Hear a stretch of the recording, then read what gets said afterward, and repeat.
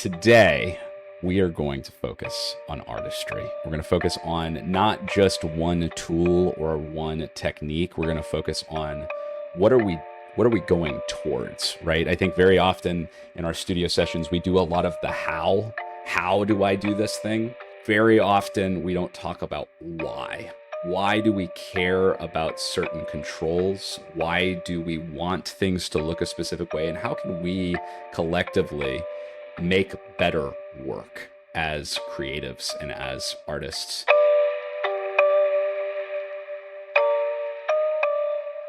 Spoke with someone recently, and this seemed to resonate with a lot of people, that there's a difference between artisans and artists. Artisans understand how to do something, how to use a tool, and how a specific craft works.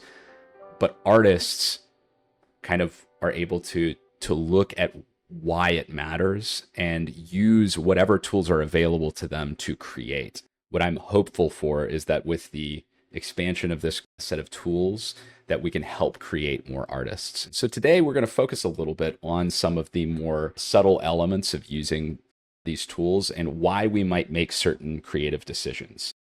So we're looking at this image. I've generated these using Imagen 4, but I'm going to highlight that I think some of these are not particularly interesting from an artistic perspective. And we'll kind of talk about some concepts as we go through this. Specifically, what we're looking at is lighting, position of certain elements, and really kind of like the story that an image is telling when we look at it. In this case, we've got a pretty direct lighting, right? And that's what I prompted for. We've got direct lighting on top. It's kind of shining down. And what you'll notice is that when we see this type of lighting, we get a pretty stark shadow. There's like a single light source. We see where that's coming from. It's centered. We're looking at somebody who's just standing, but it's also not particularly interesting. There's not a lot happening here. There's no story being told.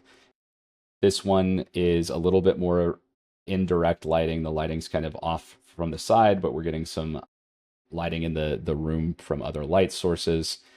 This one, we have a little bit of a different composition. We're looking at something that has more ambient lighting. The framing on this one is also somewhat, it doesn't really tell us anything. There's not any motion. There's not any movement.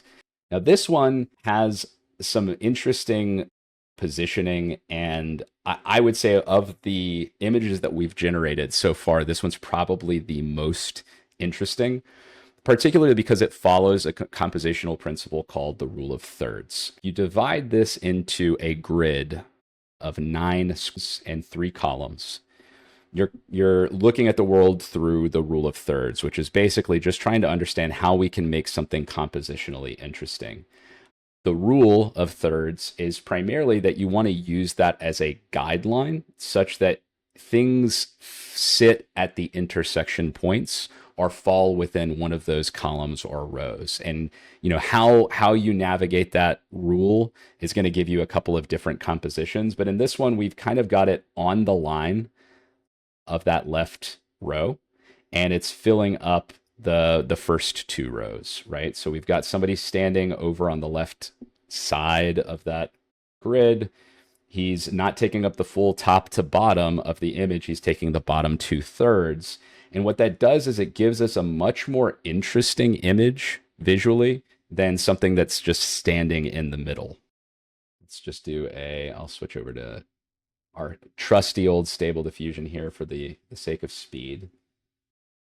We switch to a control layer and do a contour detection. What we're going to pull out is this kind of like outline of our fella. This type of tool allows us to take a pose or a composition and move it around on this control layer. For example, get him to be facing the other way, but also kind of compositionally aligned here. Kind of like flip this guy here and then move him back into that spot. Now, if we're thinking about where we position things, what type of story are we telling? Is he standing here in that same spot looking the other way? Is he, if we're positioning him somewhere else, we could position him down here in like the bottom left and kind of do some form of story between him and something bigger to the right. There's a lot of different ways that we can play with this and think about positioning. What we don't want to do is simply like, we'll do bad positioning here, right? Boring in the middle, AI generated guy. This is what AI does that is not useful, is like sitting in the middle, not really posing in any meaningful way. Somebody said, and I agree with this, compositionally speaking, character looking or facing towards the center is best practice. And that's kind of what we're doing here, is we're taking this guy and having him face inwards to the image, right? And the reason why it's best practice is because you're giving context to what he is looking at or where he's facing. And you're trying to tell a story between this guy and everything else over here. It is not particularly interesting to have somebody standing over here looking outside the image, because we as viewers are left wondering, what is he looking at, right? Like, what is it that he's looking at? Now, that might be your intent. You want to like beg certain questions, and you can kind of design things in such a way that there's a story to be told about all the things that someone is ignoring, right? So if I've got a character here looking out, what am I telling about what they're ignoring that is interesting, right? But the reason why best practice is looking in is because we are more often than not trying to tell some sort of relationship, or convey some sort of relationship between the character and the scene. This starts to get into focal points. Okay, we're leading the viewer through the image by creating visual anchors. We're trying to almost like design a visual maze that we know most people will go through. Viewers will very often focus on the brighter parts of an image first and progressively kind of like move through that middle range of color afterwards. And so if this was our character here and we wanted to draw attention to them first, what we're kind of thinking through is almost this like 1, 2, 3 punch, right? We're going to say 1 here. We want to have them look at that. And then what is it that this person is looking at? What's our 2? What is over here? And then the 3 is probably just like the whole image together, right? So we're like 1, 2, this person looking at something. And then 3, what is the entire image and what is that context? And so we're trying to think about how we position elements inside of the image to tell that visual story. This guy is the focal point. He is standing, he's kind of like got his hands in his pockets. Maybe he's looking kind of, and behind him is this beautiful craftsman home. And the message that we're telling is, look at this guy and how happy he is, and look at his home in the background. He just got, his first house, whatever it is, right? We're telling that story by placing things in the right position to guide the viewer's attention.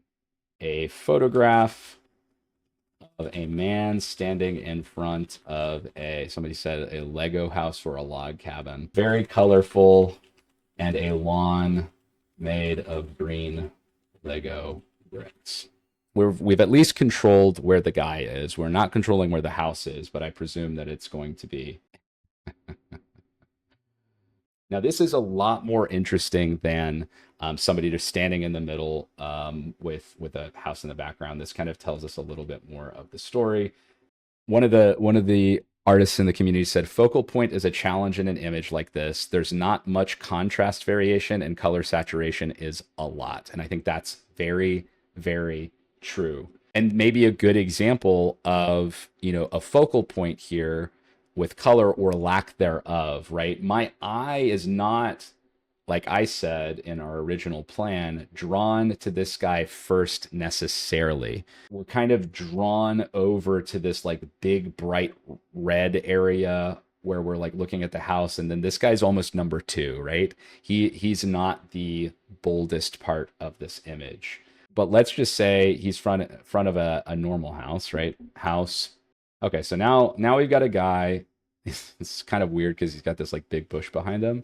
But he's definitely more of a focal point. And in some ways, the bush actually draws our eye to him a little bit because it gives this set of space around him that kind of gives him an outline. It's almost like he's like got this really big dark outline around him. So our eye is drawn to him. Not saying that's good to have that bush there, but it helps with that.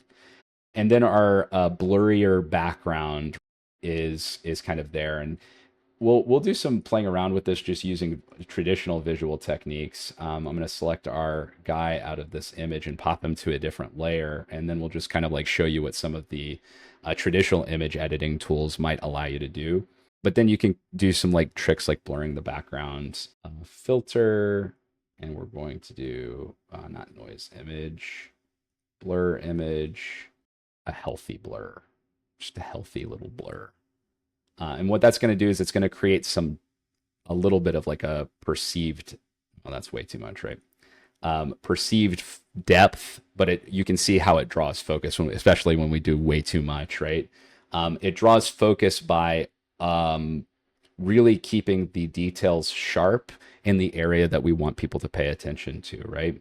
And so obviously we don't want to get too much because then it looks like, it's very strange and weird, but you can kind of imagine how you'd use this tool to create this sense of depth or create this sense of focus. And this is a very like rudimentary technique that we'd use, simply because if you do that, you're going to need to do some amount of like erasing and things like that to make the grass that's closer a little bit more detailed and all that kind of stuff. Do a slight denoise and just let it take that blurriness and kind of blend that in and make more sense of it. Except we got to change our seed, because if we don't change our seed, we're going to get that kind of like interesting texture. Right, so we still get that blur. Some of it is painted in. And what we can also do though is we can begin to use our raster layer and biasing the color to show where we want certain things to be. So I've got kind of like a black base, some like gray in the foreground, and then I'm going to do very bright white here where our fella is. And this doesn't have to be perfect because I'm just doing a really big denoising on this. But it's going to be interesting to see what happens. So if I do this at a very high denoising strength, what I'm doing is I'm changing the underlying noise to be brighter or darker. If we do 0.95, what we're going to find is that this is going to bias that color pretty significantly. And what this will do is it'll actually draw our attention to this guy, right? So this is where our attention is. It's the brightest part of the image. And then our house is just kind of like shoved into the background. And obviously this is just an example. You might use like a dark blue background or something like that where the color is a little bit more muted. But we're showcasing how we're drawing attention to this. Brighter colors will draw the attention. A sharper, more detailed foreground will draw the attention. Those are all ways to create that focal point and drive people through the image. You're kind of designing the image so that you're guiding someone through it using these visual techniques. A monster frog standing in the middle of a valley. We're going to look really quick and see why this isn't particularly good. Now that we know like what we're looking at, right? Why is this not particularly well oriented or composed? Like what are some faults that we can identify? How could we critique this? Someone said a trick for this is to cover your eyes, count slowly to 10, and then uncover your eyes and see where your eyes are drawn to. Somebody said the background is uniform on each side. Boom. You kind of get this like AI thing where it kind of creates this very symmetrical, right? And symmetry is not bad always, but we often like asymmetry. We like asymmetry because it's more dynamic, right? It means something's changing and we're kind of guided through that. Somebody said it's too central. Somebody said the background is too overpowering. No action, no rule of thirds. Y'all are nailing it. You guys get it, right? So we might be more interested by something like this, like composed here, simply because the background's no longer, I'm imagining that we're like cropping this. So I'll just do that for the visual here. Crop layer to the bounding box. We've got less symmetry. The character here is a little bit less centered. I wouldn't say this is like the perfect position by any means, but you get the idea, right? And the background doesn't have this kind of sense of overwhelming consuming. Whereas before it was like both mountains on the back, it's too much back there. And I think that's kind of like one of the things that AI does a lot is it adds too much.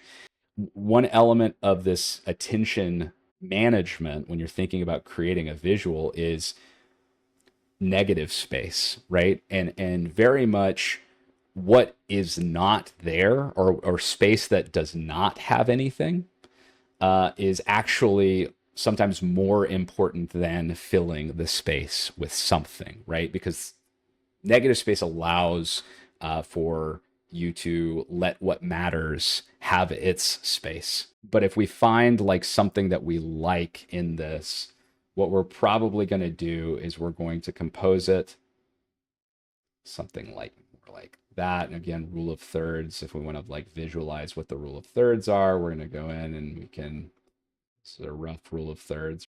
So we've got some intersection points right there, right there.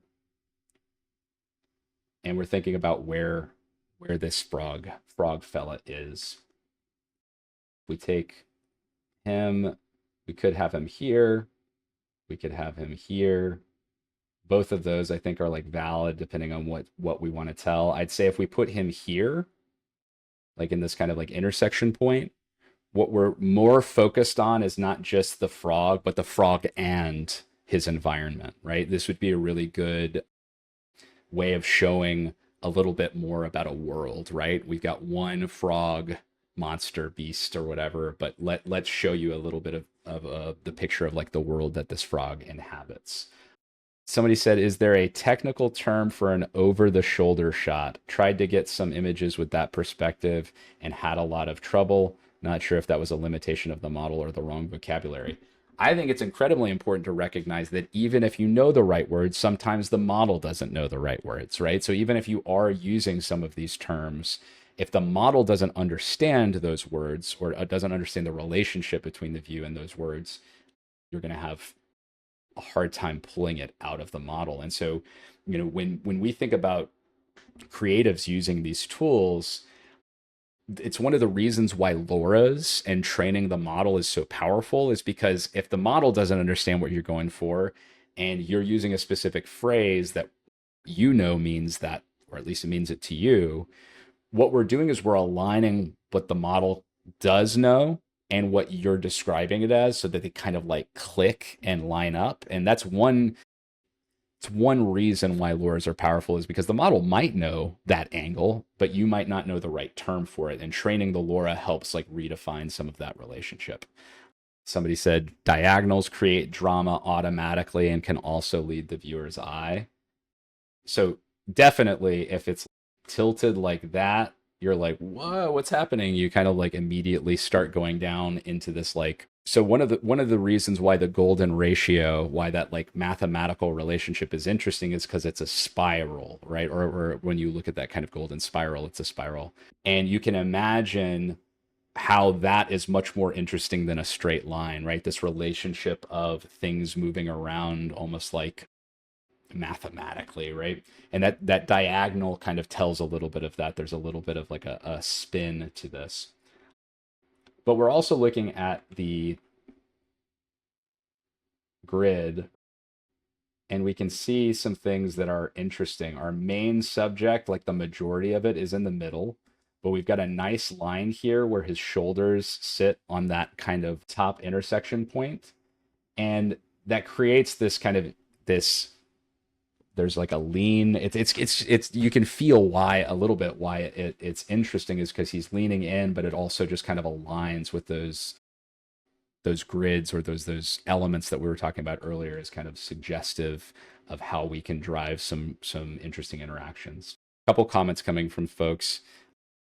Action, asymmetry, facial expression, gravity. Yeah, those are great words. I mean, this is actually something you can do with a large language model, is you can say like, take a look at this image and critique it. Action, right? There's movement. There's an implied kind of like leaning forward, coming towards you. He's kind of coming and bending the body physically forward. We've got that asymmetry. He's not standing in the middle, like arms down, perfectly symmetrical. He's kind of coming in at an angle, right? The shoulders are angled a little bit. His head is angled, and we get this kind of like intersection of that kind of diagonal. Somebody said character and the background share similar values. They're competing for the eye's attention. Making the background lighter or less saturated could help with the composition and the focal point. Fantastic. Let's pop this guy out and see if we can kind of show what that would look like. I'm just going to pop him out here. A little bit of like a fade on the background, just to show what you're getting at, because I think that's a great suggestion. We got our fella. We're going to select him. And then what I'm going to do is I'm just going to kind of fade that background, do white on the background. And then I'm just, I'm using a little bit of a hack here, but I'm like, fading that a little bit into the white, right? So you can see full opacity. It's a little bit more attention grabbing, that background. By making it lighter, which was a great suggestion, we can kind of draw more attention to this. And you can imagine doing this in like a Photoshop or any other type of visual editing tool. With a gradient, for example, you might have darker down on the bottom right and lighter up in the top left, but you get more attention and focus on character here. Another way that you can do this, if you don't want to do that technique, you can do something like filter, and we'll say, we could do saturation. Like that's one way to do it, is you make it less saturated in the background, right? So foreground has all the color, the background has less color, and you're drawing the eye that way. So that's like an easy technique as well. And you get something interesting from that by just having him be all of the color, right? And again, this all goes to different techniques we can apply to give focus and attention to the areas that we want. And the more that you do that, the more that you're intentional about where the focus is and getting rid of anything distracting, the better images you will make.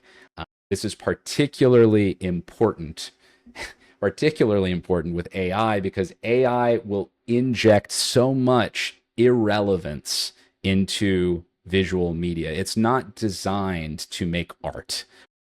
AI is designed to make images. It is you as the creator that can make art by being intentional about what you want to tell and what you're showing and what you're highlighting and how you're creating that.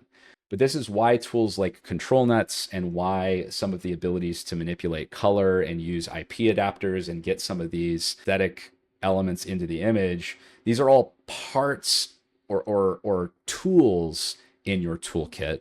They are not by themselves going to create something good. That's all about how you use them. And so what today was primarily what I hoped for today is to talk about some of these really transcendent elements of craft when we're talking about visual media, and how we tell stories and how we can like develop our own ability to create more interesting works. I also appreciate all of the artists who are in our community sticking around and watching to share their wisdom, because I think that was very helpful. Hopefully that was a good intro to some of the compositional theory in not just AI, but broadly speaking, and we will see you at the next one. Take care, everybody.